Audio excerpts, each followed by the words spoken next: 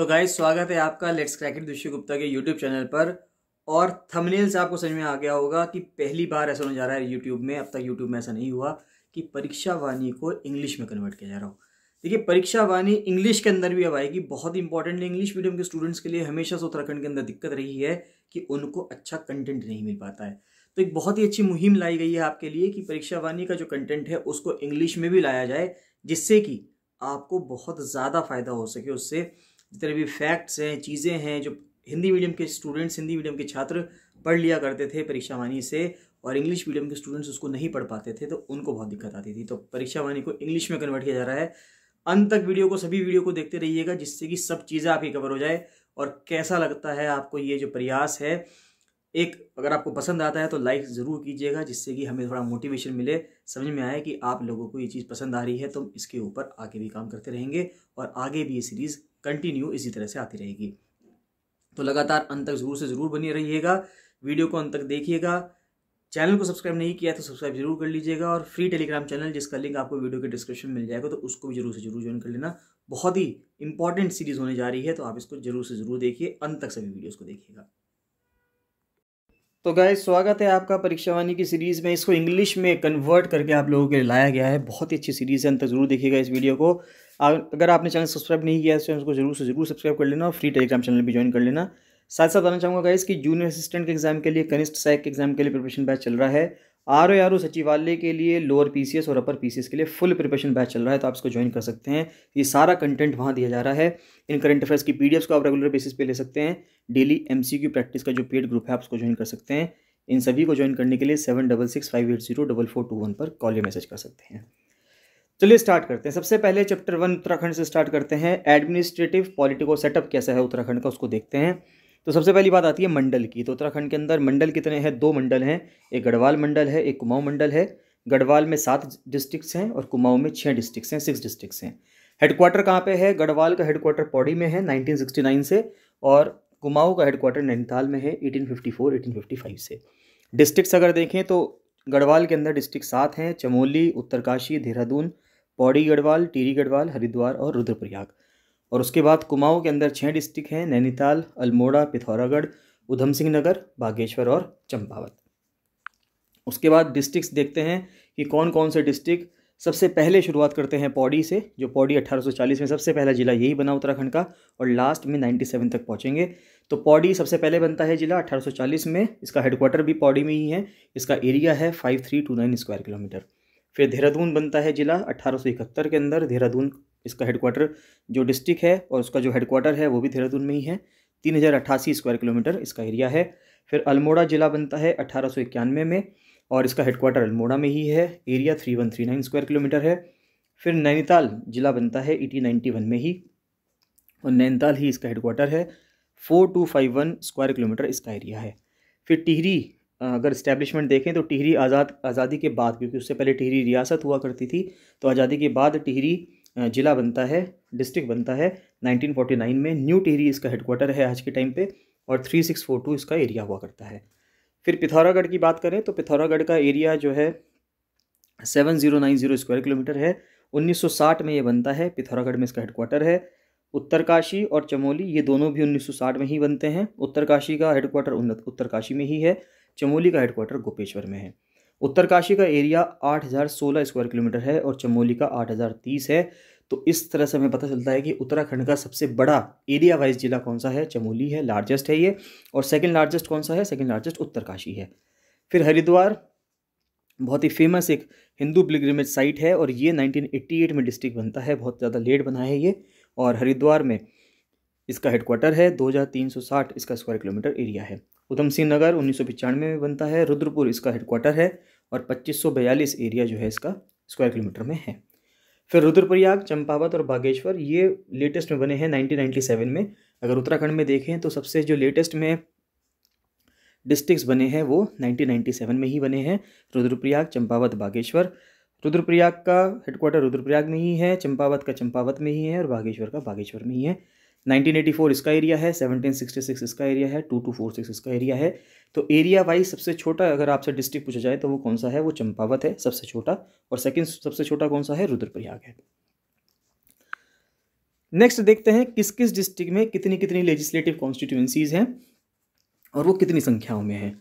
तो सबसे पहले डिस्ट्रिक्ट देखते हैं देहरादून। तो देहरादून के अंदर 10 लेजिस्लेटिव कॉन्स्टिट्यूएंसीज हैं। कौन कौन सी हैं? चक्राता है जो कि शेड्यूल ट्राइब के लिए रिजर्व्ड है। फिर विकासनगर है, सहसपुर है, धर्मपुर, रायपुर, राजपुर रोड ये एससी के लिए फिक्स्ड है।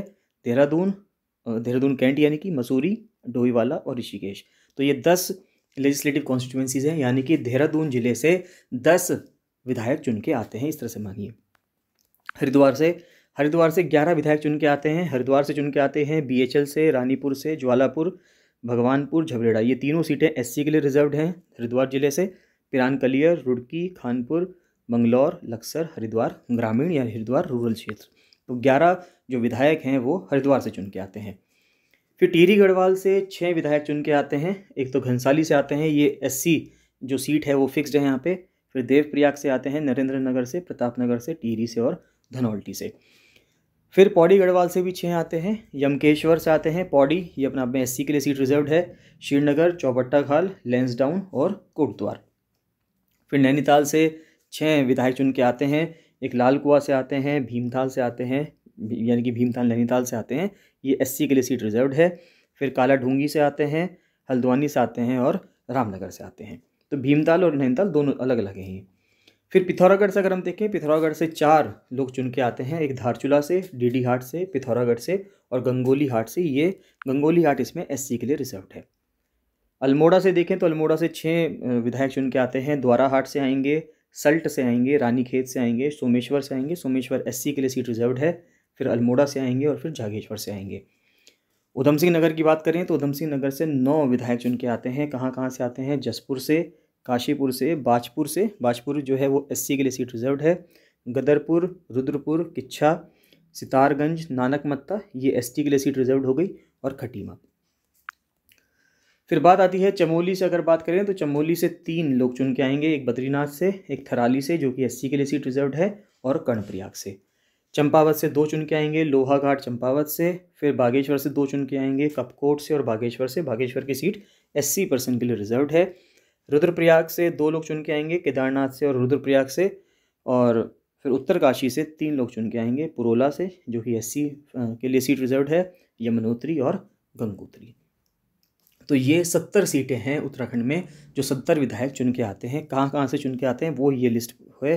पूरी आप वीडियो को 1-2 बार पीछे करके ज़रूर देख लेना, जिससे कि सब चीज़ें आपको समझ में आ जाएँ। तो चलिए अब नेक्स्ट देखते हैं कि आगे क्या आता है। कि सबसे पहले उत्तरांचल स्टेट के लिए जो बिल पास किया लोकसभा में वो कब पास किया गया? 1 अगस्त 2000 को किया गया। उत्तरांचल के लिए बिल राज्यसभा ने कब पास किया? 10 अगस्त 2000 को। और उत्तरांचल के लिए बिल जो प्रेसिडेंट थे के आर नारायणन, उनके द्वारा कब साइन किया गया, कब एसेंट दी गई उसकी? 28 अगस्त 2000 को दी गई थी। उसके बाद आता है कि फिर उत्तरांचल स्टेट कब बना। अगर हम देखें तो उत्तरांचल स्टेट बना 9 नवंबर 2000 को। ये ध्यान रखिएगा कि उत्तरांचल स्टेट बनने के टाइम पे जो प्रेसिडेंट थे वो कौन थे? 2000 में के आर नारायणन थे। कौन से नंबर का इंडियन रिपब्लिक का स्टेट बनता है उत्तराखंड? 27वें नंबर का बनता है। जो लेटेस्ट स्टेट अगर फॉर्म हुआ है ये तो हिमालयन स्टेट्स में कौन से नंबर का हुआ है? 11वें नंबर का हुआ है उत्तराखंड। स्टेट का नाम क्या था? उत्तरांचल था 31 दिसंबर 2006 तक। और 1 जनवरी 2007 से क्या हो गया? उत्तराखंड हो गया। स्टेट की कैपिटल क्या है? देहरादून है। और समर कैपिटल अब क्या हो गई है? गैरसैंण हो गई है 20 जून 2020 से। फिर स्टेट की लैंग्वेज क्या है? पहली हिंदी है, दूसरी संस्कृत है। जनवरी 2010 से संस्कृत भी हो गई है। स्टेट का साइन क्या है? स्टेट का साइन है 3 हिमालयन रेंजेस हैं, इस तरह से करके 3 हिमालयन रेंज दिखा रखी है। 4 स्ट्रीम्स हैं फिर इसमें गंगा की, और इस तरह से ये सर्कल में है। बीच में अशोक की लाट है बीच वाले उसमें। तो ये सब चीज़ इसमें लिखी हुई है। इंग्लिश में ये लिखा हुआ है कि 3 Himalayan ranges along with 4 streams of river Ganga in a circular format. In between there is Ashok का इंसिग्निया, अशोक का जो लाट है, अशोक इंसिग्निया है वो है। स्टेट एनिमल क्या है? मस्क डियर है। स्टेट बर्ड क्या है? मोनाल है। इसको पिकॉक ऑफ हिमालयाज भी कहा जाता है। फिर स्टेट ट्री क्या है? स्टेट ट्री जो है वो बुरांश है। स्टेट फ्लावर ब्रह्मकमल है। इसको लोकल नेम इसका कौलपदम भी है। फिर स्टेट गेम जो कि 2011 में अनाउंस किया गया था वो फुटबॉल है। स्टेट म्यूजिकल इंस्ट्रूमेंट जो कि 2015 में अनाउंस किया गया ये ढोल है। स्टेट की बटरफ्लाई जो कि 2016 में अनाउंस की गई ये कॉमन पीकॉक है। फिर स्टेट का सॉन्ग जो कि 2016 में अनाउंस किया गया और इसको हेमंत सिंह बिष्ट जी द्वारा लिखा गया है, ये उत्तराखंड देवभूमि मातृभूमि शत शत वंदन करके ये इनका स्टेट सॉन्ग है। साइंटिफिक नेम क्या है स्टेट फ्लावर ब्रह्म कमल का, अगर हम देखें तो ये है सुसोरिया ऑब्वेलेटा।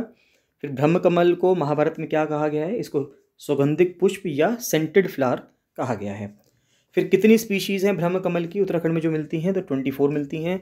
ब्रह्म कमल सबसे ज़्यादा मैक्सिमिटी में कहाँ पाया जाता है, वैली ऑफ फ्लावर्स चमोली में पाया जाता है।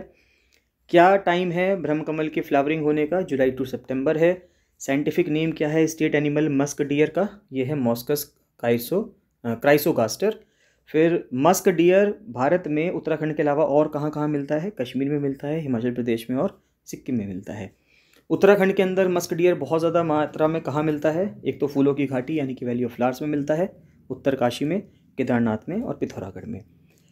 तो मस्क जो है, जो यानी कि जो कस्तूरी मृग में जो कस्तूरी है, मस्क है, वो सिर्फ पहली बात तो मेल मस्क डियर से मिलता है, फीमेल से नहीं मिलता। और अगर मेल मस्क डियर से मिलता है तो एक बार में सिर्फ कितना मिलता है, 30 से 45 ग्राम मिलता है। तो पहला एफर्ट कब किया गया कि मस्क डियर को प्रोटेक्ट करना है, उत्तराखंड में कंजर्व करना है, 1972 में किया गया, 1972 में चमोली में, क्योंकि वैली ऑफ फ्लावर्स चमोली में ही है, बहुत ज़्यादा मात्रा में वहीं मिलता था। साइंटिफिक नेम क्या है स्टेट ट्री बुरांश का, यह है रोडोडेंड्रॉन आर्बोरियम। फिर कौन सा ट्री है बुरांश, अगर हम देखें तो कैसा पेड़ है बुरांश का, तो ये एक एवरग्रीन फॉरेस्ट का पेड़ है, एवरग्रीन पेड़ है, सदाबहार है, माउंटेनियस है। तो प्रेसिडेंट रूल आर्टिकल 356 के तहत उत्तराखंड में लगा था। और पूरे भारत में अगर देखें सबसे कम दिनों के लिए जो प्रेसिडेंट रूल लगा है वो अब तक उत्तराखंड में ही लगा है, 46 डेज़ के लिए। तो ये कब लगा था, ये 27 मार्च से 12 मई 2016 तक लगा था। जो गवर्नर की पोस्ट है ये किस आर्टिकल के तहत आती है, आर्टिकल 153। गवर्नर किसके द्वारा अपॉइंट किए जाते हैं, प्रेसिडेंट के द्वारा अपॉइंट किए जाते हैं। उत्तराखंड में लेजिस्लेटिव सेटअप कैसा है, यूनिकैमरल है, हमारे यहाँ सिर्फ एक सदन है, लेजिस्लेटिव असेंबली है, लेजिस्लेटिव काउंसिल उत्तराखंड के अंदर नहीं है। फिर पहली लेजिस्लेटिव असेंबली हाउस कहाँ बना हुआ है, यानी जहाँ पे सभी विधायक जाकर बैठते हैं, वो देहरादून में है।